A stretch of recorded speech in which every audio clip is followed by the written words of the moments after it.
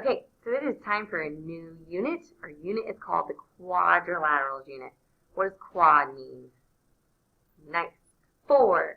So we're moving from triangles, which means 3 angles, to quadrilateral, which means 4-sided. Lateral means sided. Anyways, so we're going to be studying all these shapes that have 4 sides, and we're going to be learning their properties, kind of like you could learn someone's eye color and their height and their weight and their skin tone.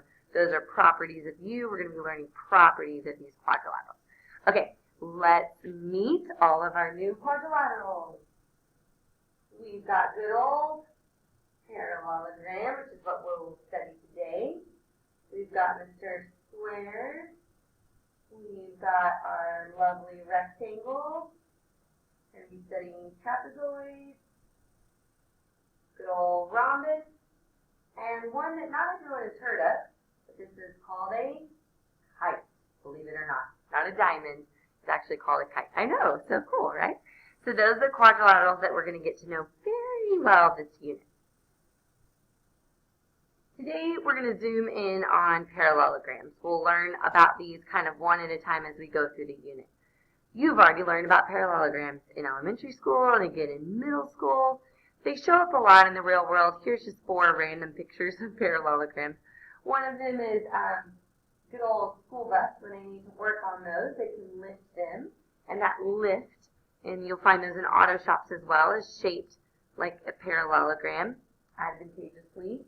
Here's some parallelograms in architecture.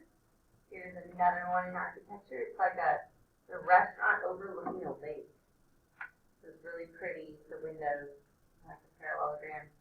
And then here's a student who was bored and folded his chip bag up into a parallelogram. Okay. It's scary looking. I don't think they have seats on the very edge. I don't know. Okay, let's talk about what the definition of a parallelogram is, what it is defined to be. The cool thing is that the definition is in the name of parallelogram. What do these symbols mean right here? The arrows. What does it mean? Parallel. Perfect. Okay, so by definition, a parallelogram is a quadrilateral with both pairs of opposite sides parallel. So, 4-sided figure where opposite sides are parallel. We're going to write this down later, so don't worry about writing this down right now. Parallelogram, opposite sides parallel. Okay, now we want to know, what other properties does a parallelogram have? We already know this guy has opposite sides parallel. Cool. He has 4 other properties. 4 additional properties other than opposite sides parallel. So what I want you to do with your sheet of paper with all the shapes on it is I want you to have a hands-on experience. It's not the same for me to tell you that its diagonals are congruent. You need to have an experience measuring its diagonals to be able to internalize these properties. So I want you to use your patty paper and compare the angles. Compare the angles created with the diagonals. Compare the side lengths. Compare the pieces of the diagonals, all that good stuff. Spend some time with patty paper and with all of these different properties and find out which 4 of these are true. The rest of them are not true. So I'll give you some time to play with that. Okay, so we found the ones that worked. We found that opposite angles are congruent. You could take your patty paper, you can trace, actually, let's do this. You can trace this angle. You can compare it to the angle on the opposite side, and you can find that they are congruent. Hands-on experience with those properties. Opposite sides are congruent. That one you probably just remember when you learned it a long time ago. But you can trace the sides to confirm. Oh my goodness, they're the exact same length. Pull. Diagonals bisect each other. Okay, let's make sure. Doesn't mean that the diagonals are the same length. They are not the same length. But do they cut each other in half? Oh, yep, that one got cut in half. And I could check the other one as well with patty paper, but I'm not going to. And then, consecutive angles are supplementary. Okay, so how would we check that one? So that would mean, one way to do that is I could trace this angle, which my pattern paper. And then I could drag it up to consecutive angle, the next angle in a row. Ooh, when I put those side by side, what do they create? Straight line, right? Straight line contains 180 degrees, meaning that these two angles together, this guy and this guy, made 180 degrees together. It's not half and half, it's not 90 and 90, but they add up to 180. They're supplementary. Okay, cool. So let's write down all these properties just with the visuals first, and then we will put them in our notes. Okay, so first property of a parallelogram. What do those symbols mean, those arrows? Okay, so this one means opposite sides are parallel. Cool. What does this one mean? Which property is that trying to show us of a parallelogram? Good. Opposite sides are congruent. That's what the tick marks mean, congruent. Very good. What about this one? Opposite angles are congruent. Angles have those arc marks. Ooh, what property is this trying to tell us? Hard word, consecutive. Good. Consecutive angles are supplementary. Good, because 110 plus 70 is 180. And what property is that one? Name it. Diagonals bisect each other. Perfect.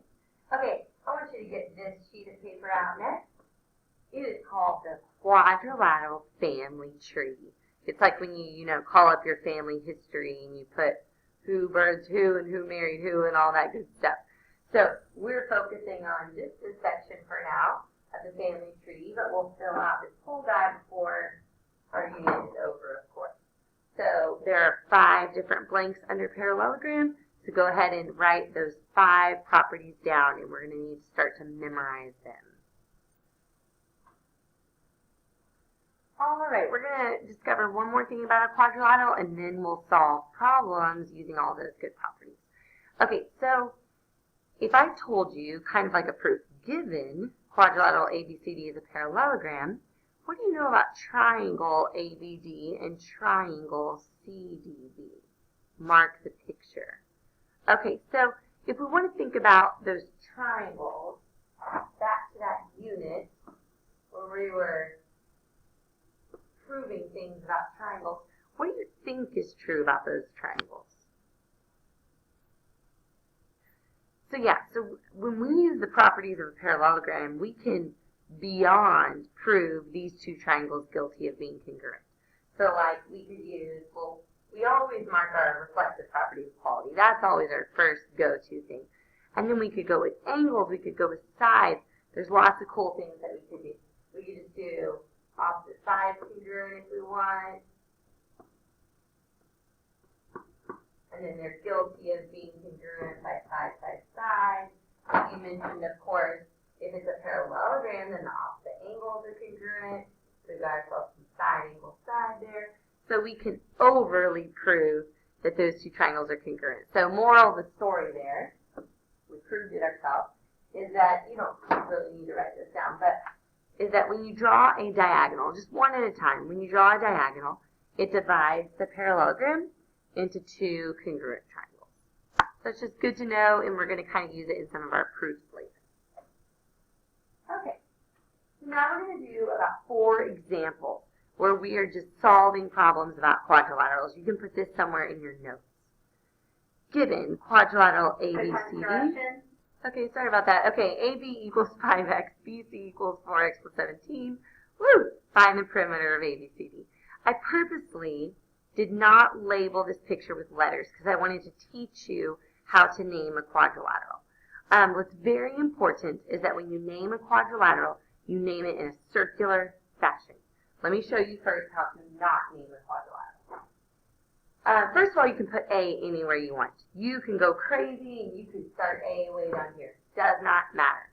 When you name a quadrilateral, I'll do it right first actually. Go in a circle. A, B, C, D. That is the correct way to name that quadrilateral. The only way you can mess this up is if you do this. Watch. A, go across. B, C, go across D. Oh my goodness. That is not quadrilateral ABCD. That's quadrilateral ACBD or ABDBC. Anyway, you cannot jump across the figure when you're naming. You have to start anywhere you want, and you have to name in a circular fashion. That's all I care about. As long as everyone names in a circular fashion, we will all get the same answer to the question of find the perimeter of ABCD. Okay? Go ahead and try this one. I'll label my picture for you.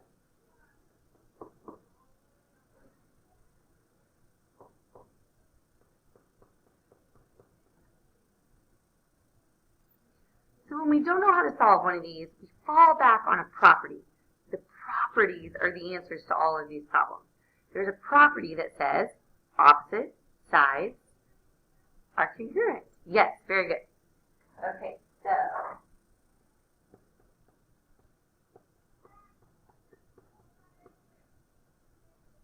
2x equals 20. Are you okay with that? 6x minus 4x is 2x. 17 plus 3 is 20. Very, very good. 214 is the final answer. It's the perimeter. So what we do, of course, is plug that x in everywhere we see it. So this is 50.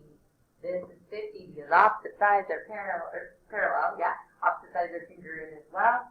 This one is what? 57 and 57. Add them all up to perimeter.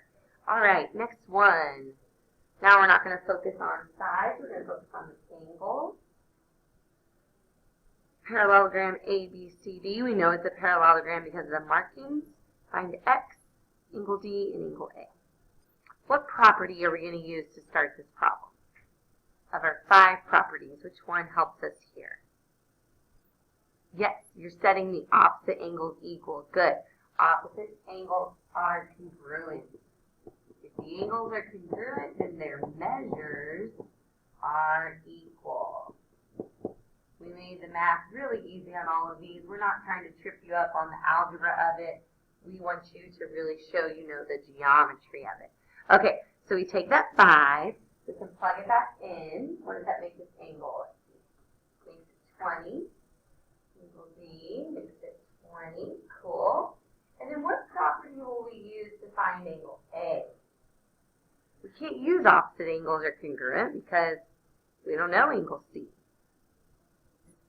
We can use that one. Consecutive angles are supplementary. Right? Yes, cool. Consecutive angles are supplementary. So the supplement of 20 is 160. Some students asked if they could use, they said, you know, there's 180 degrees in a triangle. How many degrees are there in a quadrilateral? And I said 360. And they said, could we use that? Sure. You can use the fact that there's 360 degrees in a quadrilateral. You'll never need to use it, but it can be a backup in case you forget one of your properties. Okay, let's do this one together. Find every missing angle in the parallelogram. The great thing about parallelograms is that when we have parallel lines cut by a transversal, it makes that famous letters D. We've got those, so we can mark our alternate interior angles congruent. Alternate interior. So what's great is that happens all over our parallelogram. So 18, 18, 88, 88, 25, 25.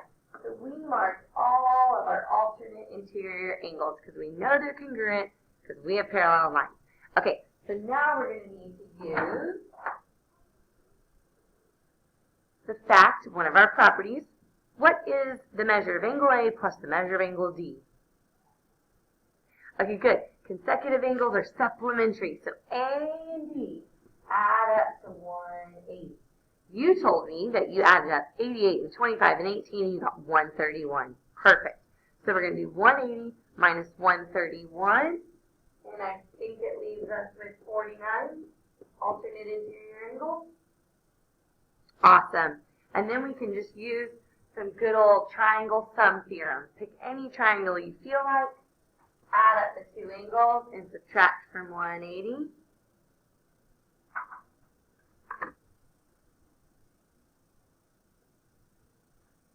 vertical angles are congruent, and then linear pair. Vertical angle. Cool! So we found every missing angle in our parallelogram, and we didn't have to solve for x. Okay, let's try this one. This is our last example, and then we have a proof. Maybe two if we have time. If the measure of angle C is double the measure of angle B, find the measure of angle A. I want you to think about this one. If you're watching the recorded lesson, I want you to pause me and try this before I work it. So very, very good. You call this one x, and C is double the measure of angle B, so C would be 2x. Okay, how do we solve for x? Do we set those equal? Oh, they're not opposite angles. Okay. All right, we know, we've got to know those properties upside down and inside out. Consecutive angles are supplementary. They add up to 180. So we know that we add up to 180.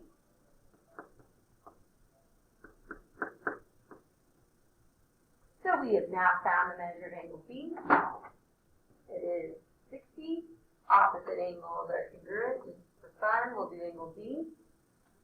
We need angle A. You can plug the 60 in, or you can find the supplement. Opposite angles are congruent. So the answer was 120 degrees. Okay, we are going to skip a few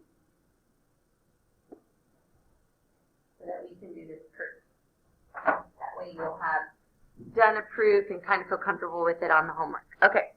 Prove that the opposite sides of a parallelogram are congruent. So we're proving one of its properties on the properties page.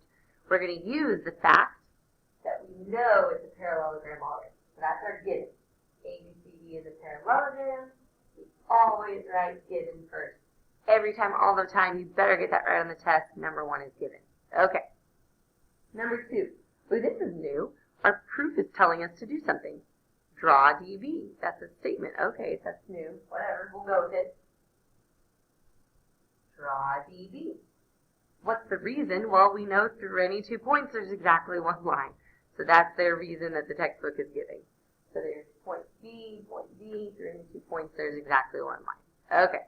We're going to go with that. We didn't have to fill anything in ourselves. Statement number 3. AB is parallel to BC. And AB is parallel to BC. You notice how when I get to a statement, I am marking it on my picture. Really important, because we're going to have to gather all that data later and figure out what we have. Why are we allowed to say that? Well, let's think of what we're given. We're given that it's a parallelogram. Now we're saying that the opposite sides are parallel. Well, you know what? That is the definition of parallelogram. So that is my reason why I'm saying that the opposite sides are parallel. Okay, what do they say next? What I told you is when there's something, when there is a statement, you better mark your picture. Angles are congruent. Angles are congruent. Okay, I marked my picture. What kind of angles are those? What's the vocab word? Teaching to no one. Anyways, alternate interior angles. So why do we know these angles are congruent? Well, if our lines are parallel, then alternate interior angles are congruent. It's a theorem. Alternate interior angle theorem. Ooh, our favorite property, number 5. Must mark the picture. Say that DB is congruent to DB. Reflexive. Property of quality. You can just put reflexive property on there. It makes me happy too. Okay, what the proof is saying is that we have enough data to prove 2 triangles congruent by angle, side, angle. So our statement better match that. Our statement better be saying that 2 triangles are congruent. That's the only reason we would use angle, side, angle, is when we said 2 triangles were congruent. So now we need to name them. I'll go with DAB. I love that. Abbreviation, and then we'll do, let's see, so I did 1 arc, no arc, 2 arcs. So I better do the same thing. 1 arc, no arc, 2 arcs. So D, C, B, C. There Order does matter. All right, we have proved two triangles congruent. And in a proof, it usually happens that if you prove them congruent and you're still proving things afterward, there's usually only one reason, and it's that long acronym that people sometimes forget. So I've already said the triangles are congruent. I want to say one more piece of the triangles are congruent, one more part of them. So after they're done being congruent, and you want to say more, the reason, I said more, the reason is that corresponding parts of congruent triangles are congruent. See. Now we have proved one of the properties of a parallelogram. Dun, dun, dun. Did it in 7 steps. I'm going to do one more proof, just because I have time before the next class comes in. This is called a flow chart proof. It's kind of fun. It's kind of different. It's not a 2-column proof. Oh, we're given the same thing we learned last time. I don't know how they expect us to write all these sentences in those little bubbles, but we'll pretend. ABCD is a parallelogram that is given to us. And then you can kind of, what's cool about a proof is no one tells you what step 2 has to be. There's like different directions you could go in. Let's go with the definition of a parallelogram. What am I supposed to say if the reason is definition? Well, parallelogram has the word parallel in it. Oh, opposite sides are parallel. So I better say that. AB is parallel to CD, and AD is parallel to BC. Definition of parallelogram. Cool. All right. Oh, now it wants me to use the alternate interior angle theorem. It wants me to use it twice. I added some numbers up to that picture. I kind of cheated because I didn't want to name those angles with 3 letters. It got way too messy. So let's name some alternate interior angles. What do we want to say about them? Well, of course, we're trying to say that they're congruent. Angle 1 is congruent to angle 3. Check. What else? Angle 2 congruent to angle 4. Once again, I cheated a little bit. I purposely numbered those for you guys. Okay, let's stop right there and let's go here. The reason is opposite sides of a parallelogram are congruent. So the statement is probably saying that they're congruent, right? This is just one of the properties of a parallelogram. So we're using one of the properties. So let's say it.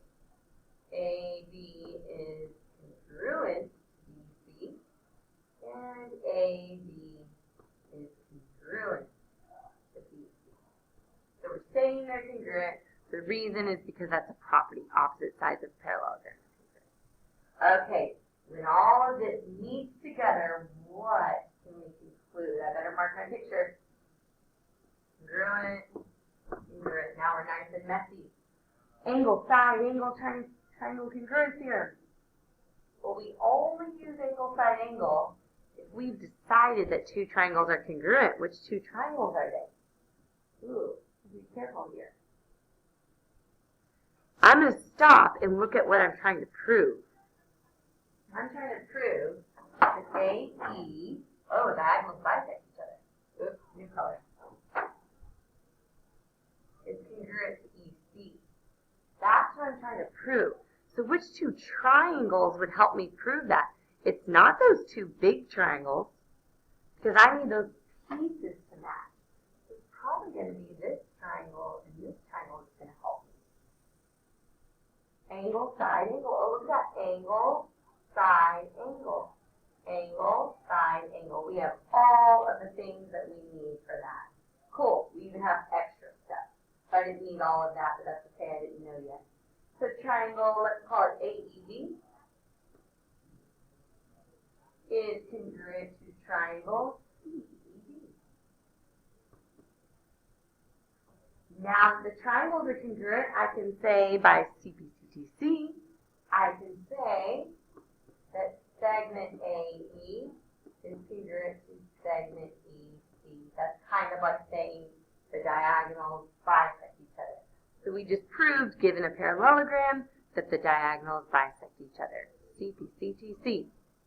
Yay! Try your homework.